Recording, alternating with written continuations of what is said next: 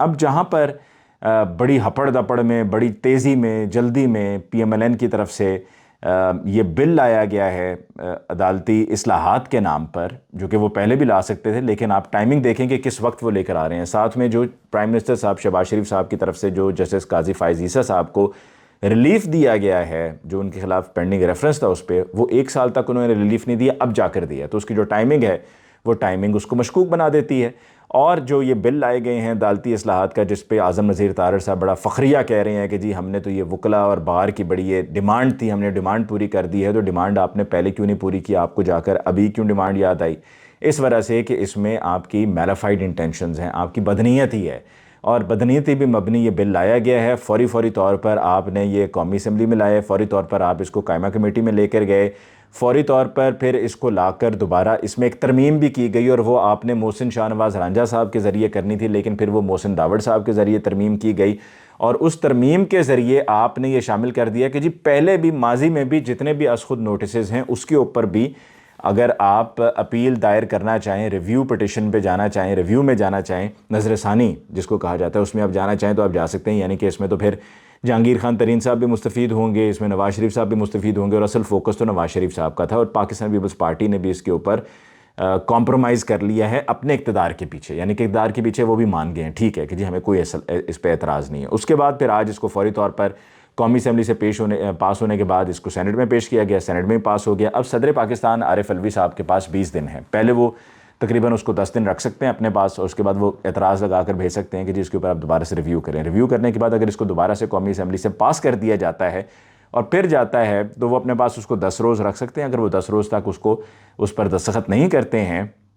تو وہ آٹومیٹکلی وہ پاس ہو جائے گا، کلیئر ہو جائے گا، وہ تھرو ہو جائے گا۔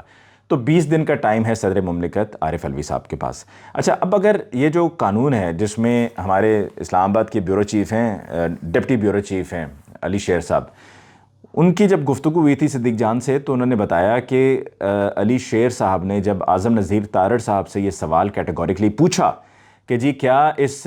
قانون کے بعد کیا جو ماضی میں جتنے بھی ہیں لوگ کیا وہ بھی اس میں اپنی ریویو دے سکیں گے، تو انہوں نے کہا جی بالکل دے سکیں گے، تو اس میں ظاہری بات ہے نواز شریف صاحب اس سے بینیفٹ کریں گے۔ اور یہاں پر پاکستان تحریک انصاف بھی جو گزشتہ سال 7 اپریل کو وہ بھی از خود نوٹس تھا، 5 رکنی بینچ تھا وہ بھی، اور اس بینچ میں بھی جو جج صاحبان تھے وہ یہی جج صاحبان تھے، جس میں منیب اختر صاحب بھی تھے، اعجاز الاحسن صاحب بھی تھے، چیف جسٹس امرتا بندیال صاحب تھے، جسٹس جمال خان مندوخیل صاحب تھے، یہی جج صاحبان اس بینچ کا حصہ تھے جو کہ 5-0 کا وہ فیصلہ آیا تھا اور از خود نوٹس تھا۔ تو پاکستان، اور جس میں یہ قاسم سوری صاحب کی جو بطور ڈپٹی اسپیکر ان کی رولنگ تھی جس میں انہوں نے یہ ووٹ آف نو کانفیڈنس کو ڈس الاؤ کیا تھا، اس کے اوپر فیصلہ آیا تھا۔ تو پاکستان تحریک انصاف چاہے تو اس کے اوپر بھی جا کر، لیکن اس میں ٹائم ابھی چونکہ جب تک یہ قانون نہیں بن جاتا اس سے پہلے تو ممکن ہے کہ شاید سپریم کورٹ میں اس کو اسٹرائک آؤٹ کر دیا جائے اور یہیں سے یہ فارغ ہو جائے، لیکن جو ڈیوائڈ کریٹ کر دی گئی ہے سپریم کورٹ آف پاکستان میں، اس کے بعد یہ بھی اب کوشچنیبل ہے۔ اور اب تو نمبرز پورے کرنے کی بات ہو گئی ہے کہ جی کتنے لوگ کس کی طرف ہیں، اور تقسیم کر دیا گیا سپریم کورٹ آف پاکستان کو، اور یہ ہماری بدقسمتی ہے کہ ہماری پارلیمنٹ سے یہ سب ہو رہا ہے۔ بدقسمتی ہے کہ ہماری یہ جو رولنگ ایلیٹ ہے، جو ہمارے سیاستدان ہیں، وہ اپنے سیاسی مفادات کی خاطر ہمارے سپریم کورٹ کو انہوں نے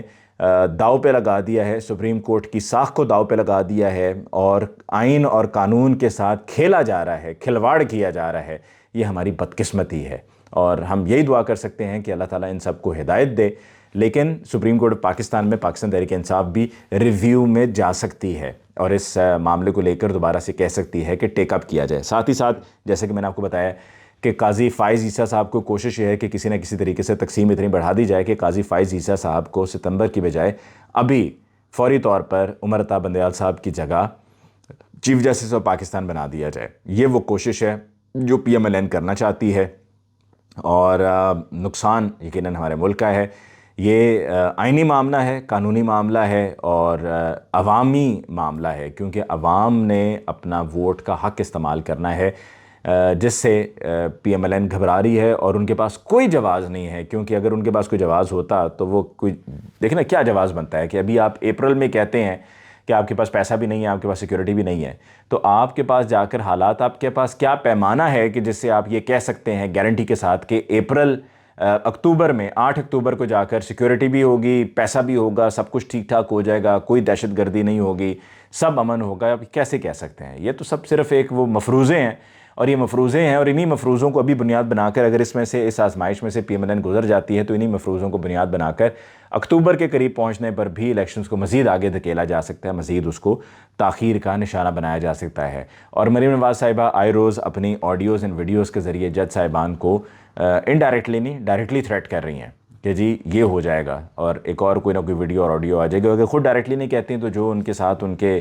حواری ہیں، جو ان کے سپورٹرز ہیں، جو سپورٹرز کہنا چاہیے، یا جو ان کے غلام ہیں، اپنے غلاموں کے ذریعے وہ یہ بات سوشل میڈیا پہ خاص طور پر یا الیکٹرانک میڈیا پہ وہ فلوٹ کر دیتے ہیں کہ جی ہمارے پاس کچھ اور بھی آڈیو ویڈیوز ہیں، اور یہ اس میں ہو سکتا ہے کہ چیف جسٹس صاحب کی بھی کوئی آڈیو ویڈیو، اس طرح کی بات بیان کر کے فلوٹ کر کے ان کو مزید دباؤ کا